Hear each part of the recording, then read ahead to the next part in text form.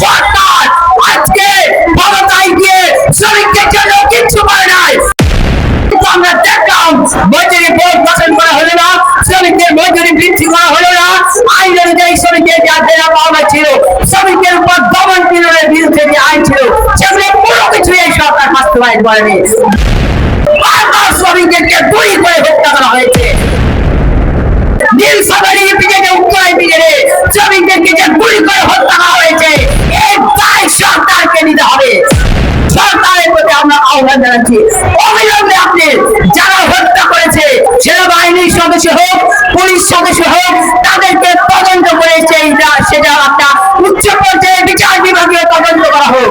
সেই তদন্ত করে আজকে হত্যাকারী সেনা সদস্য বা পুলিশ সদস্যকে অবিলম্বে তাকে গ্রেফতার করে তাকে দৃষ্টান্তমূলক শাস্তির ব্যবস্থা করা হোক। বন্ধুরা, আপনারা জানেন গত পরশুদিন 2 তারিখে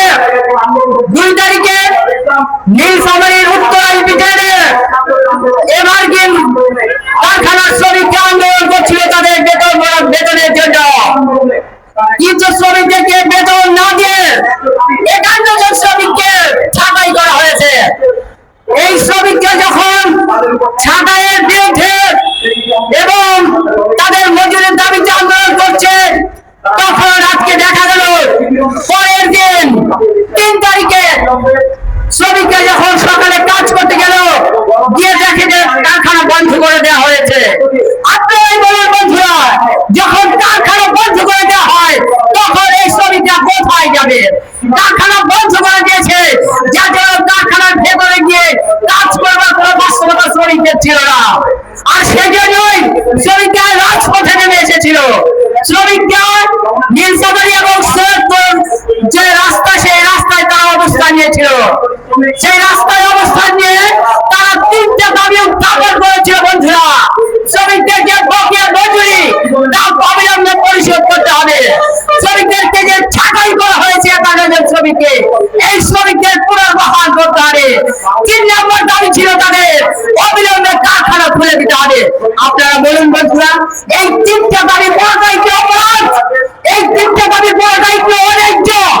এটা কি শ্রমিকের ন্যায্য দাবি নয়? এটা কি শ্রমিকরা আজকে যে দাবিতে তারা আন্দোলন করছে সেই দাবিটা কি ন্যায্য দাবি নয় তাদের? অথচ আমরা দেখলাম এই 3টা দাবি নিয়ে মালিক পক্ষ এবং সরকারের যে প্রতিনিধি আছে ওখানে তারা আলোচনা করতে পারত, কিন্তু আমরা দেখলাম শ্রমিকদের সাথে কোনো রকম আলোচনা না করে, কোনো রকম সমঝোতার পথ না রেখে তারা শ্রমিকদের উপর গুলি চালিয়েছে। আপনারা জানেন সেই গুলিতে ইকো ইন্টারন্যাশনাল গার্মেন্টসের একজন শ্রমিক হাবিবুর রহমান তিনি গুলিবিদ্ধ হয়ে আজকে তিনি নিহত হয়েছেন। বন্ধুরা, আরো 10-15 জন শ্রমিক গুলিবিদ্ধ হয়ে আহত অবস্থায় হাসপাতালে আছেন। বন্ধুরা, আপনারা দেখেছেন। আমরা বলতে চাই, এই যে হাবিব তিনি রক্ত দিলেন মাত্র 20 বছরের একটা শ্রমিক ভাই, তার গোটা জীবনটা পড়ে রয়েছে, তার গোটা জীবনের সমস্ত চাপা গুলো বাকি ছিল। এই অবস্থায় সেই সারা রাত ওই ইন্টারন্যাশনাল ইপিজেডে যারা সারা রাত কাজ করেছে, কাজ করে সকালে যখন সে বেরিয়েছে তখনই সে গুলির মুখোমুখি হয়েছে, তাকে গুলি করে হত্যা করা হয়েছে। আমাদের নিন্দা জানানোর ভাষা নেই। যে বড় অভ্যুত্থানের মধ্যে দিয়ে যে সরকার ক্ষমতায় এসেছে তারা আজকে শ্রমিকদেরকে নির্বিচারে হত্যা করছে।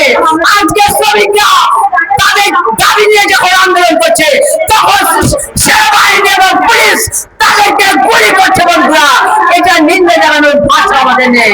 এটাই প্রথম নয়, আমাদের আশ্চর্য হতে হয়।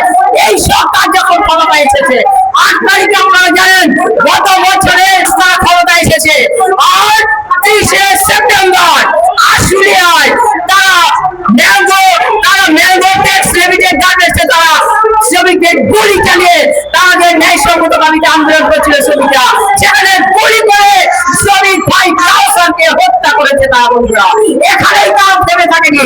এর 1 মাস না যেতে আজকে অক্টোবর মাসের 23 তারিখে জেনারেশন নেক্সট গার্মেন্টসের শ্রমিকদের বেতনের দাবিতে আন্দোলন করার কারণে সেখানে তাদের উপর গুলি চালায় সেনাবাহিনী এবং পুলিশ। এর পরবর্তীতে আপনারা জানেন বন্ধুরা, ঢাকা মেডিকেলে চিকিৎসারত অবস্থায় চম্পা খাতুন জীবন দিয়েছে, নিহত হয়েছেন। মোর্শেদা সহ আরো অনেক শ্রমিক গুলি রাস্তায় দিন কাটিয়েছেন। এই 23 তারিখে 23 অক্টোবর গুলি চালিয়েছে, এরপরে আবার 30 অক্টোবর মিরপুরে শ্রমিকদের উপর গুলি চালায় সেনাবাহিনী এবং পুলিশ, এবং সেখানে অনেক শ্রমিক আহত হয়েছে। বন্ধুরা, এইভাবে এই সরকার ক্ষমতা আসার পরে 4 বার প্রত্যক্ষভাবে তারা গুলি চালিয়েছে শ্রমিকদের উপর। এটা নিন্দা জানাচ্ছি আমরা, তীব্র প্রতিবাদ জানাচ্ছি আমরা। গার্মেন্টস শ্রমিক অধিকার আন্দোলন 10টি গার্মেন্টস শ্রমিক সংগঠনের একটা জোট, এই জোটের পক্ষ থেকে আমরা বলতে চাই, সরকার আজকে ক্ষমতায় গিয়ে শ্রমিকদের জন্য কিচ্ছু করে নাই। 1 বছরের বেশি হয়ে গেছে, দরকার ছিল মজুরি বোর্ড গঠন করে শ্রমিকদের মজুরি বৃদ্ধি করা, কিন্তু আমরা দেখলাম মজুরি বোর্ড গঠন করা হলো না, শ্রমিকদের মজুরি বৃদ্ধি করা হলো না। আইন অনুযায়ী শ্রমিকদের যা দেওয়া পাওনা ছিল, শ্রমিকদের উপর দমন পীড়নের বিরুদ্ধে যে আইন ছিল, সেগুলো পুরো কিছু এই সরকার বাস্তবায়ন করেনি, বরং বারবার শ্রমিকদেরকে গুলি করে হত্যা করা হয়েছে। আমরা বলতে চাই, নীলফামারী ইপিজেডে, উত্তরা ইপিজেডে শ্রমিকদেরকে যে গুলি করে হত্যা করা হয়েছে, এই দায় সরকারকে নিতে হবে, এবং সরকারের প্রতি আমরা আহ্বান জানাচ্ছি, অবিলম্বে আপনি যারা হত্যা করেছে, এই সেনাবাহিনীর সদস্য হোক, পুলিশ সদস্য হোক, তারা এটা গুলি চালিয়েছে, তাদেরকে তদন্ত করে সেটা একটা উচ্চ পর্যায়ে বিচার বিভাগীয় তদন্ত করা হোক। সেই তদন্ত করে আজকে হত্যাকারী সেনা সদস্য বা পুলিশ সদস্যকে অবিলম্বে তাকে গ্রেফতার করে তাকে দৃষ্টান্তমূলক শাস্তির ব্যবস্থা করা হোক। বন্ধুরা, আমরা দেখতে পাচ্ছি এইভাবে একের পর এক শ্রমিককে হত্যা করা হচ্ছে, শ্রমিকের জীবনযাপনের কোন রকম মূল্য দেওয়া হচ্ছে না। এই সরকার আপনারা দেখছেন তো, তারা ক্ষমতায় এসে কতগুলি সংস্কার কমিশন করেছে, এই সরকার একটা শ্রম সংস্কার কমিশন করেছে, কিন্তু দুর্ভাগ্যজনক ভাবে আমরা দেখেছি এপ্রিল মাসে সেই সংস্কার কমিশন তাদের সুপারিশ জমা দিয়েছে প্রধান উপদেষ্টার কাছে।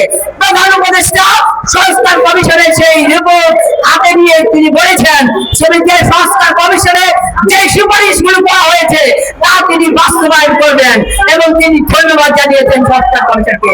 আজকে আমরা দেখি 4 মাস হয়ে গেল, এখনো পর্যন্ত ওই সংস্কার কমিশনকে কোনো আলোচনাই নেওয়া হয়নি।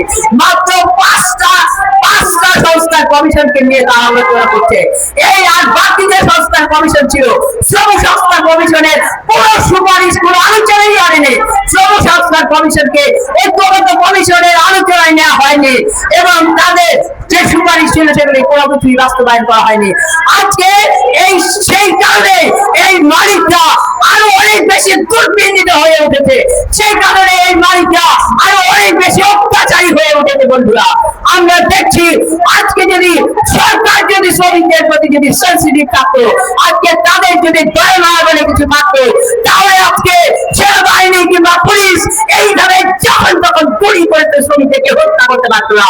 কিন্তু আজকে সরকারের আজকে শ্রমিক বিরোধী অবস্থান পরিষ্কার হয়ে গেছে। বন্ধুরা, আমরা বলতে চাই, এই সরকার ফ্যাসিস্ট হাসিনা সরকারের চাইতে কোনো অংশেই ভালো কিছু করছে না।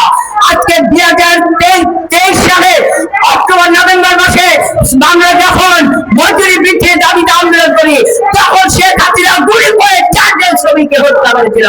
আর আজকে এই সরকার শ্রমিকরা মজুরি চাচ্ছে, শ্রমিকরা তার ঢাকায় প্রত্যাহার করার কথা বলছে, শ্রমিকরা কারখানা খুলে দেওয়ার কথা বলছে।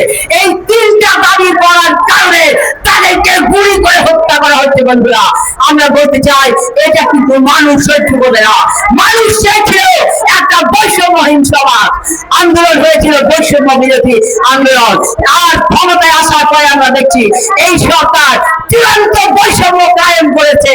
একদিকে কিছু কিছু মানুষ হাজার হাজার কোটি টাকার মালিক হচ্ছেন, আর অন্যদিকে যে শ্রমিকরা জীবন দিয়েছেন তাদের জন্য সরকার কিছুই করেনি।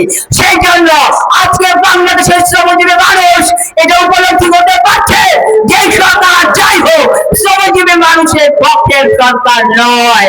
এই সরকার শ্রমজীবী মানুষের জন্য কিছুই করেনি গত 1 বছরের বেশি সময়, এবং সামনের দিনগুলোতেও শ্রমিকদের জন্য কিছু করবে সেরকম কোন নিশানায় নাই। তাহলে 1 বছর আগে আশুলিয়াতে শ্রমিকদেরকে যে হত্যা করা হয়েছে, 1 বছর পরেও আমরা তার কোনো বিচার দেখিনি, এবং সে কারণে আজকে নীলফামারীতে শ্রমিকের উপর আবার হত্যা হয়েছে। যদি এই সমস্ত হত্যাকাণ্ডের বিচার না হয়, এই বিচারহীনতার কারণে একের পর এক শ্রমিকের উপর হত্যা, শ্রমিকের উপর 2 বছর চলতেই থাকবে বন্ধুরা, এটা কোনোভাবে মেনে নেওয়া যায় না। আজকে আমরা গার্মেন্টস শ্রমিক সংগঠন এবং আমাদের গার্মেন্টস শ্রমিক অধিকার আন্দোলনের পক্ষ থেকে পরিষ্কার ভাবে দাবি জানাচ্ছি, অবিলম্বে আপনি এই হত্যাকাণ্ডের বিচার করতে হবে। আর তা যদি না হয় তাহলে আমরা ফেলে নেব, আমরা দেখে নেব, আমরা শ্রমিক, আমাদের শ্রমিক ভাই বোনদেরকে বাঁচাবার জন্য শ্রমিক সংগঠনগুলো আমরা কি করতে পারি।